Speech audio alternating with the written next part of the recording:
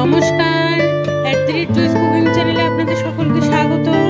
আজ বানাবো চিকেন হান্ডি বিরিয়ানি। বিরিয়ানি আজকাল বাঙালি সহ প্রায় সমগ্র ভারতবাসীর কাছে একটি ট্রেন্ডি খাবার। চলুন তাহলে শুরু করা যাক। ভিডিওটি ভালো লাগলে লাইক করবেন, কমেন্ট করবেন, শেয়ার করবেন এবং আমার চ্যানেলটি সাবস্ক্রাইব করবেন। তার জন্য সবার প্রথমে একটি মাটির পাত্রে সর্ষের তেল দিয়েছি।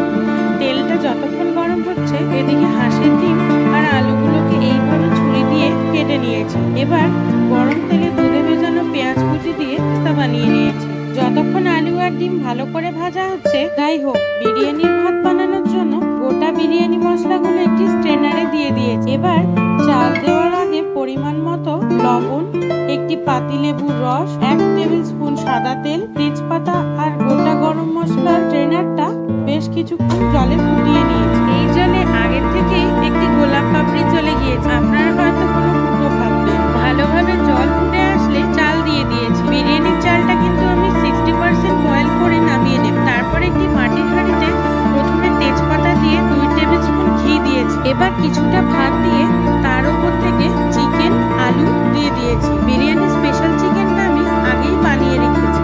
এবার 1 টিস্পুন বিরিয়ানি মশলা ও পেঁয়াজের বেরেস্তা দিয়েছি।